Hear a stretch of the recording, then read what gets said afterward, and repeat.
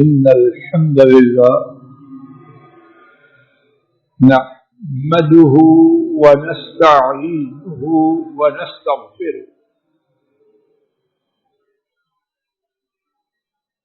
ونعوذ بالله من شرور أنفسنا ومن سيئات أعمالنا من يهده الله فلا مضل له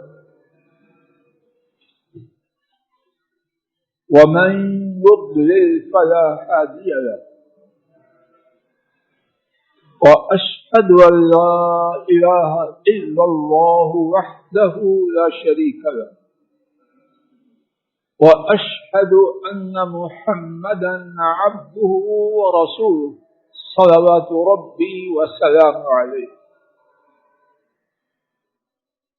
أما بعد فإن خير الحديث كتاب الله وخير الهدي هدي محمد صلى الله عليه وسلم وشر الأمور محدثاتها وكل محدثة بدعة وكل بدعة ضلالة وكل ضلالة في النار.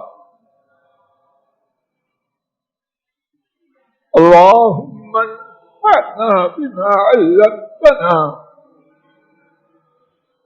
وعلمنا ما ينفعنا وزدنا علما.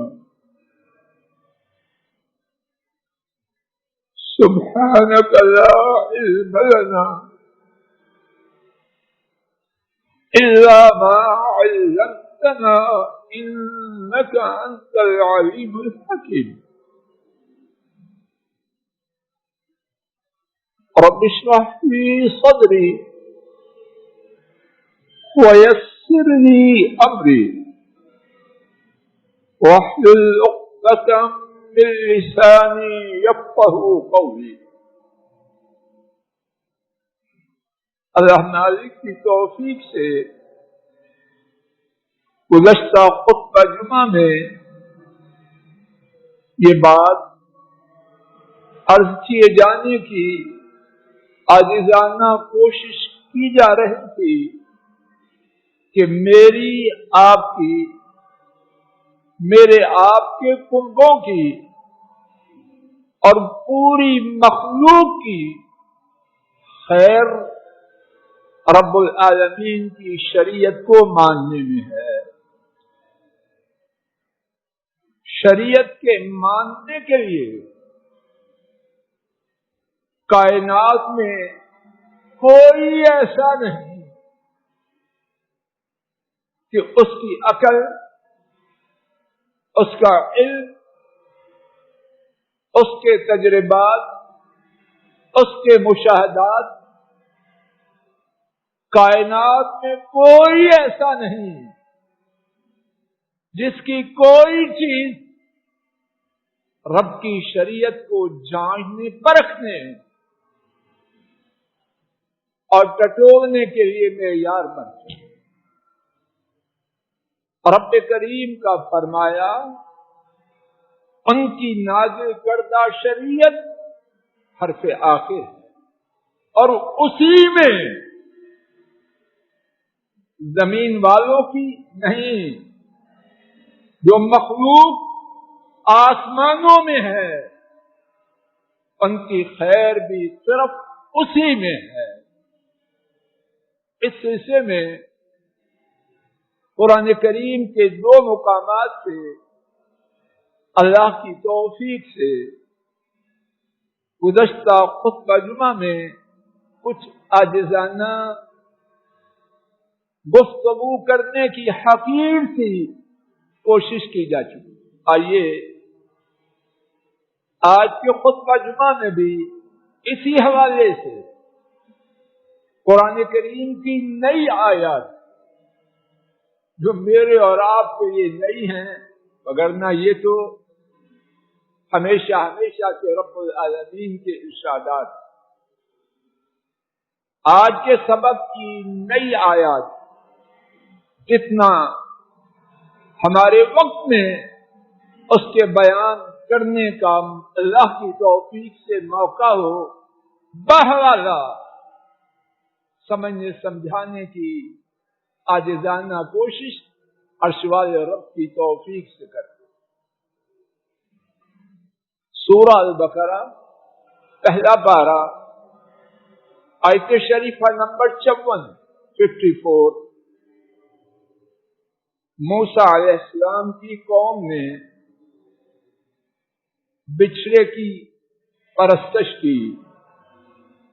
موسیٰ علیہ السلام نے انہیں رب کا ایک حکم سنایا، اور وہ حکم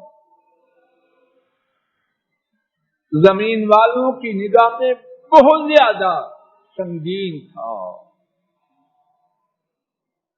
حکم بھی سنایا اور اس حکم پر نتیجہ جو عرش والے رب کے ہاں تھا وہ بھی بیان کیا۔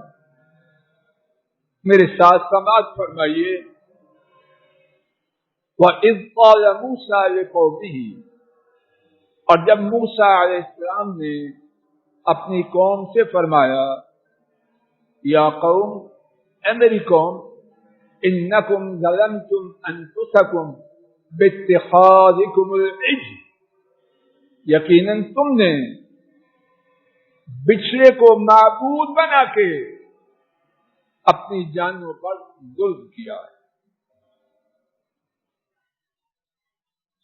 فتوبوا الی بارئکم، اپنے پیدا کرنے والے کے روبرو ان کے حضور توبہ کرو، اور توبہ کیسے کرو؟ فاقتلوا انفسکم، اپنی جانوں کو ختم کرو۔ یہ حکم سنگین ہے یا نرم؟ اس دنیا میں بڑی سے بڑی جو سزائیں ہیں ان میں سے جان کو ختم کرنا چھوٹی سزا۔ اب کیا ہوا؟ اس قوم کی قسمت شاندار۔ حضرت ابن عباس رضی اللہ تعالی عنہما نے بیان کیا، اور ان کا بیان صحیح سند کے ساتھ ذکر کیا گیا۔ 70,000 آدمی اندھیرا چھایا، 70,000 آدمی اللہ پاک کے اس حکم کی تعمیل میں قتل کیے۔ 1 2 100 200 400 نہیں، کتنے؟ 70,000۔ اب موسیٰ علیہ السلام ان کا بیان سماعت فرمائیے، اور نبی کا بیان اللہ کی وحی سے ہوتا۔ شریعت کے بارے میں کوئی نبی جو بات بیان کرے وہ اس کی نہیں، عرش والے رب کی ہوتی۔ فرمایا ذالکم خیر لکم عند بارئکم، وہ تمہارا اپنی جانوں کو قتل کرنا تمہارے لیے تمہارے پیدا کرنے والے کے ہاں شاندار۔ میں آپ ناک بناتے ہیں، شانوں کو جھٹکتے ہیں، اور یہ بات نوجوانوں کی نہیں، بڈھوں کا بھی حال اچھا نہیں۔ صرف عورتوں میں نہیں، مرد بھی شیطان کے پیچھے چل رہے ہیں مگر تھوڑے۔ کتنے معاملات، کس کس کا ذکر کیا جائے؟ میں آپ خود اپنے معاملات کا جائزہ لیں۔ شریعت کی کتنی باتیں ہم نے جو خود ساختہ اسکریننگ سسٹم بنا رکھا ہے، نہیں جی یہ بڑی سخت بات، نہیں جی اس میں بڑی کمپلیکیشن، نہیں جی اس میں بڑے پرابلم ہیں۔ کیا سمجھے؟ انگریزی کا لفظ بولا اور رب کے حکم کو منسوخ کر دیا۔ گوروں کی بولی وہ سمجھتے ہیں جب بولی اب شریعت کی بات ختم ہو گئی۔ افسوس ہے اس عقل، اور یہ عقل مجھے اور آپ کو اونچا اڑا رہی، تباہ و برباد ہو چکے ہیں، اور جو باقی ہیں وہ مٹ رہے۔ عزت نام کی چیز ہمارے پاس ہے کہاں ہے؟ آپ کو علم ہوگا، مجھے تو نظر نہیں آتا۔ ذالکم خیر لکم عند بارئکم، 70,000 آدمی کا اللہ کے حکم کی تعمیل میں قتل ہونا یہ پیدا کرنے والے کے ہاں شاندار ہے۔ کیوں شاندار ہے؟ فتاب علیکم، تم نے رب کی شریعت کی پیروی کی، انہوں نے تمہاری توبہ کو قبول کر لیا۔ یہ جو 70,000 قتل ہوئے اگر نہ بھی ہوتے، پہلی بات تو یہ ہے جو موت کا وقت مقرر تھا اس میں اضافہ ہو سکتا ہے۔ بفرض محل زندہ بھی رہتے تو کسی دے رہتے، نوح علیہ السلام سے بڑی عمر پاتے، جب اپنی جان اللہ کے حکم کی تعمیل میں قربان کی، ہمیشہ ہمیشہ کی نعمتوں والی زندگی میں جنت کے وارث قرار دیا۔ انہ هو التواب الرحیم، وہ اللہ جس نے 70,000 آدمی کے قتل ہونے پر ان کی توبہ کو قبول کی، وہ آج بھی وہی ہے۔ وہ بہت ہی زیادہ توبہ کے قبول فرمانے والے اور نہایت مہربانی کرنے والے۔ حضرات و خواتین، اللہ کے لیے میں آپ کچھ لے کے جائیں۔ اب آسانیاں ہیں، بات بات پہ ہم سے قتل ہونے کا تقاضا نہیں، قتل کے مقابلے میں بہت آسانیاں ہیں، لیکن ہم پھر بھی اگر شریعت پہ نہ آئیں تو مزاج کی خرابی ہے یا درست؟ آئیے اسی بات کو ایک اور انداز سے قرآن کریم کی آیات کریمہ کے حوالے ہی سے اللہ کی توفیق سے سمجھنے کی کوشش کرتے۔ اللہ کریم نے فرمایا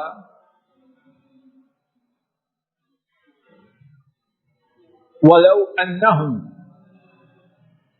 أَقَامُوا التَّوْرَاةَ وَالْإِنْجِيلَ وَمَا أُنزِلَ إِلَيْهِمْ مِنْ رَبِّهِمْ لَأَكَلُوا مِنْ فَوْقِهِمْ وَمِنْ تَحْتِ أَرْجُلِهِمْ مِنْهُمْ أُمَّةٌ مُقْتَصِدَةٌ وَكَثِيرٌ مِنْهُمْ سَاءَ مَا يَعْمَلُونَ۔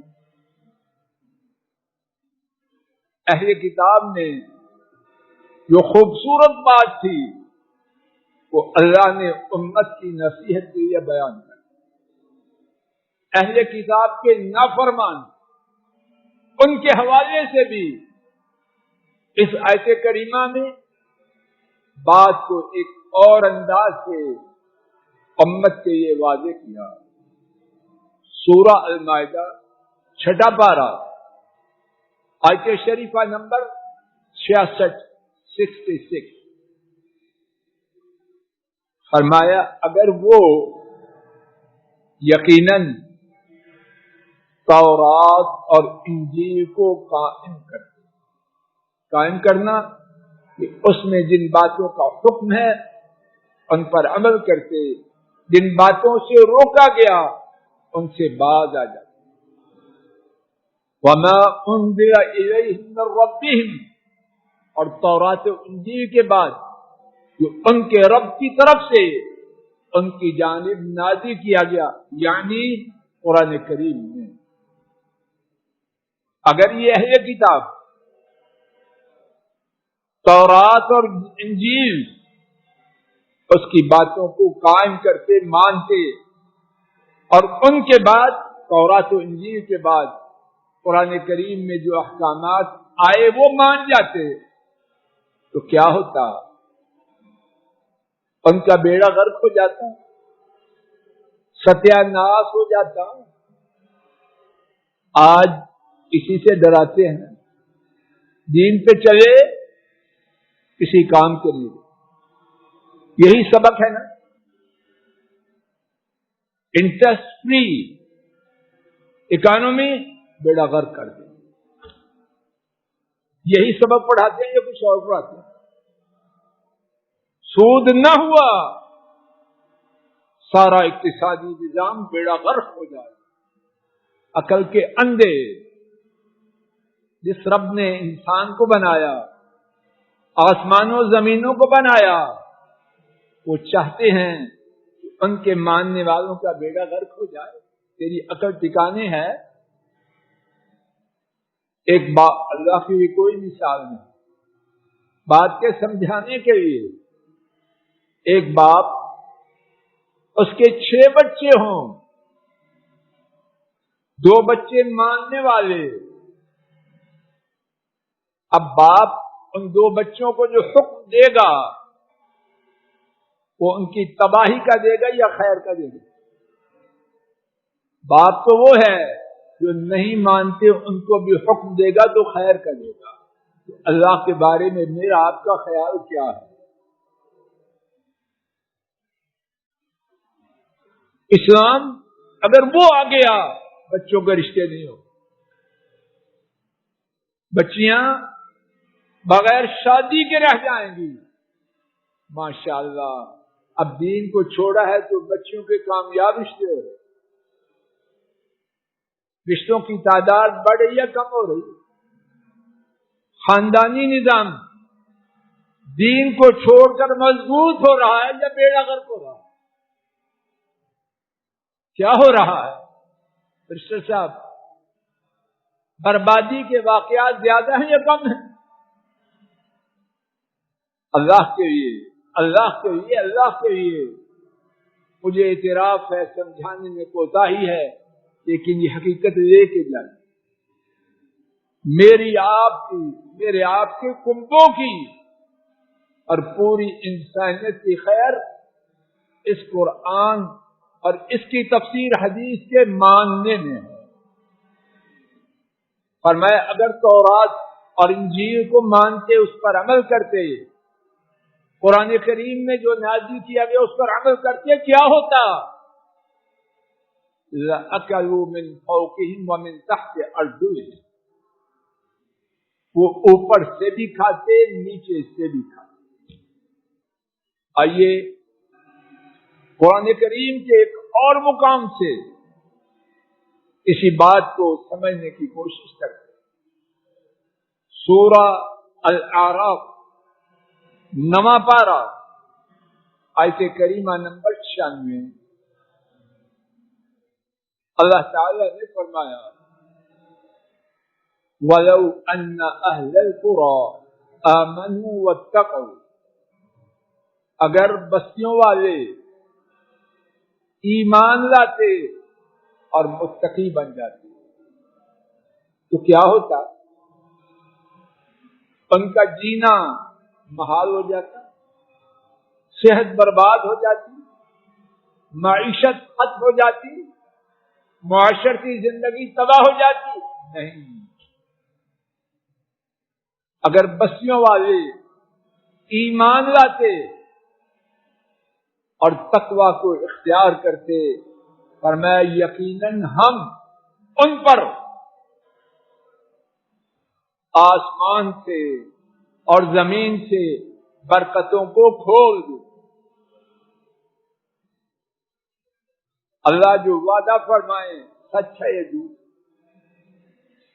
اور وعدہ کے ذکر سے پہلے فرمایا لَفَتَحْنَا، یقیناً اور اللہ یقیناً نہ بھی فرمائیں ان کے وعدہ میں شک و شبہ کی گنجائش ہے. اور کیا کھولیں؟ آسمان سے برکتیں، زمین سے برکتیں، ہر جانب سے خیر ہی خیر. اور نوٹ فرمائیے اللہ تعالی نے ایمان اور تقوی کے نتیجہ میں جو ملنے والی خیر تھی اس کا نام کیا دیا؟ برکات. نوٹ فرما لیجیے، برکت، اس میں پہلی بات یہ ہے کہ جو برکت ہوگی وہ چھینی نہ جائے. نافرمانوں کو بھی بظاہر عزت ملتی ہے لیکن وہ چھینی جاتی.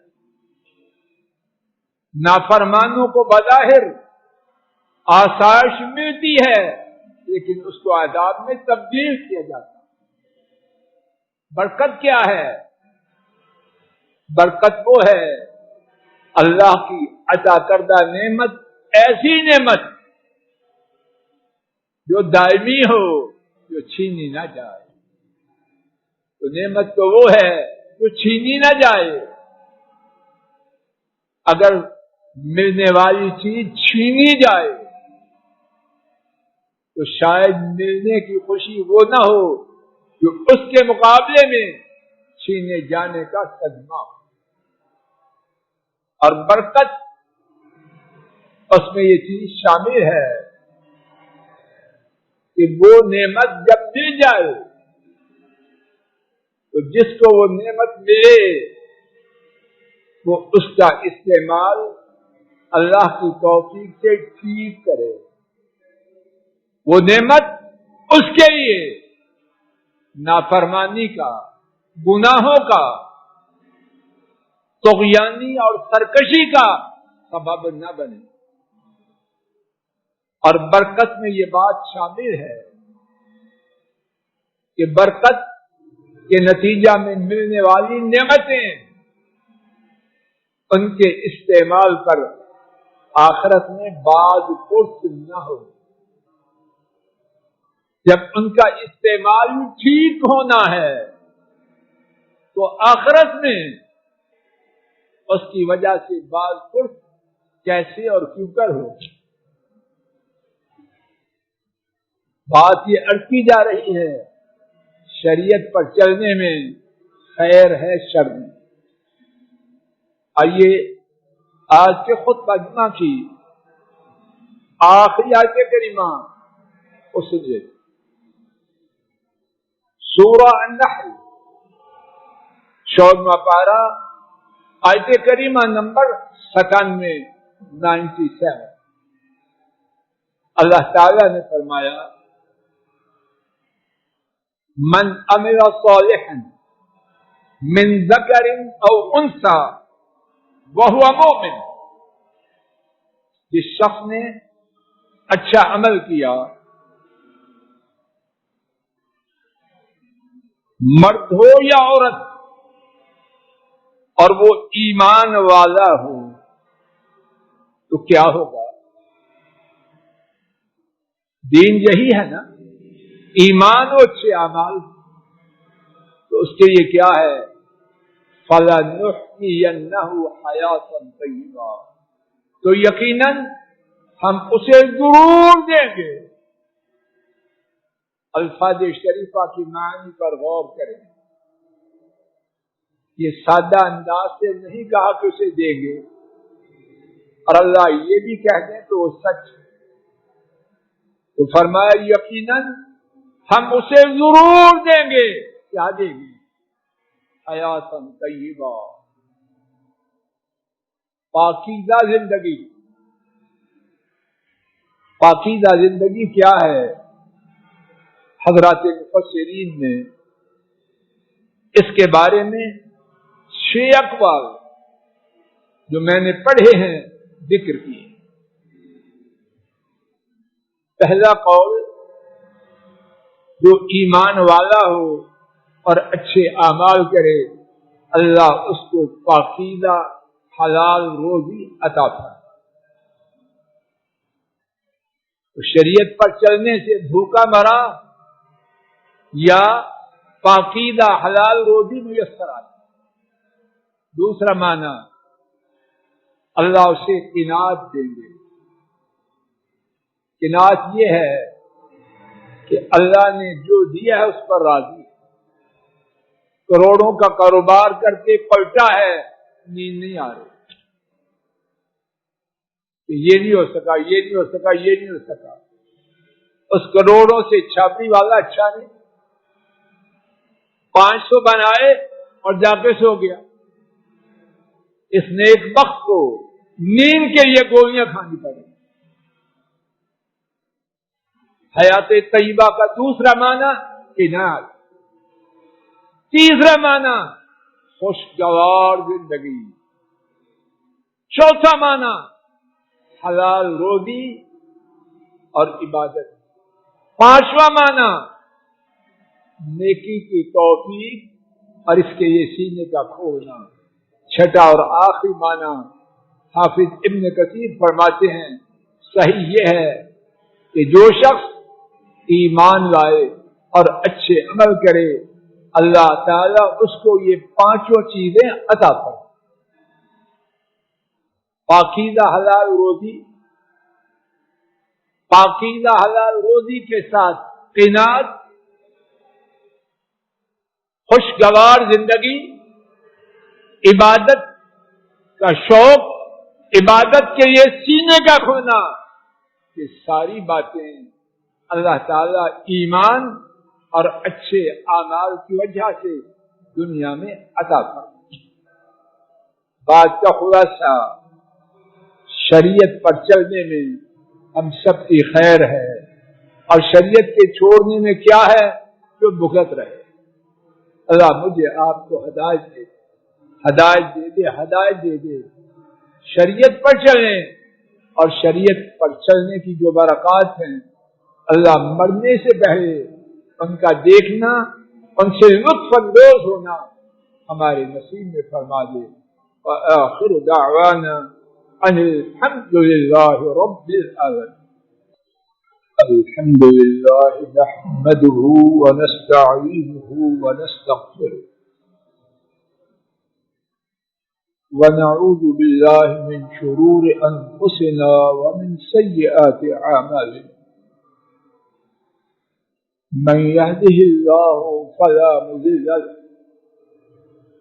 ومن يضلل فلا هادي له وأشهد أن لا إله إلا الله وحده لا شريك له وأشهد أن محمدا عبده ورسوله صلوات ربي وسلامه۔ ہمارے حالات اللہ کرے اچھے ہوں، لیکن جو سنا اور دیکھا جا رہا ہے وہ اچھے ہونے کی خبر نہیں ہے۔ موت کی خبریں، بیماری کی خبریں، اور عجیب بات یہ ہے غیر متوقع خبریں۔ صحت مند جا رہے ہیں، بوڑھے بیمار، جب تک اللہ کا حکم نہیں انہیں کچھ بھی نہیں، اندازے غلط ہو رہے۔ کل ہی میری عزیزہ بہو، اس کے ماموں اور دوسرے ماموں دونوں اس مرض میں مبتلا ہوئے۔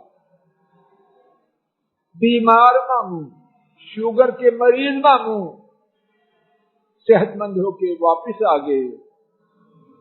قوت والے، طاقت والے ماموں اللہ کے پاس گئے۔ اندازے غلط ہو رہے، اور اسی شخص کے حوالے سے جو بتلایا گیا، ماں باپ کی خدمت کرنے والے، اللہ نے دنیا میں کیا بدل دیا۔ وینٹیلیٹر آن کرنے سے پہلے حکم الہی آیا، کلمہ پڑھتے ہوئے دنیا سے روانہ۔ جمعہ کی رات اللہ نے تب موت دی، کلمہ توحید نصیب فرمایا، وینٹیلیٹر کی مصیبت سے بچایا۔ اور میری بیٹی نے بتلایا کہ شاعر تھے بہت دین والے، ذکر والے۔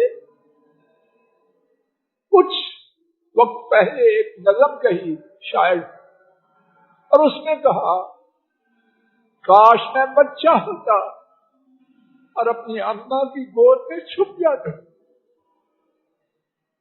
حضرات، جن خوش نصیب لوگوں کے والدین زندہ ہیں اس کو غنیمت جانے، شاید اس فوت ہونے والے کو ماں باپ کی دعائیں لگ گئی ہیں کہ اللہ نے باوجود ایسے حالات میں کیسی شاندار کلمہ توحید والی موت، وینٹیلیٹر سے بچتے ہوئے موت آتا تھی۔ اللہ تعالیٰ انہیں اور تمام فوت ہونے والے اہل ایمان کو شہداء میں شامل، آسمان جان کو صبر دے، اور جو بیمار ہیں اللہ ان تمام کو شفا دے۔ ہمارے بھائی فضل الہی وہ بھی گزشتہ دنوں بیمار ہوئے، آپریشن بھی ہوا، الحمدللہ میں دیکھ رہا ہوں کہ وہ ماشاءاللہ دوسری صف میں خیریت سے بیٹھے۔ ہمارے بھائی کٹاریا صاحب وہ بھی بیمار ہوئے، اگر میں غلطی پہ نہیں تو ان کو بھی دیکھ رہا ہوں، الحمدللہ اللہ تمام بیماروں کو شفا دے، فوت شدگان کو اپنی رحمت سے اعلیٰ علیین میں داخل فرمائے، اور جو بچے ہیں اللہ اپنی رحمت سے ان کو بچا لے۔ اللہم صلی علی محمد وعلی آل محمد کما صلیت علی ابراہیم وعلی آل ابراہیم انک حمید مجید۔ اللہم بارک علی محمد وعلی آل محمد كما باركت على إبراهيم وعلى آل إبراهيم إنك حميد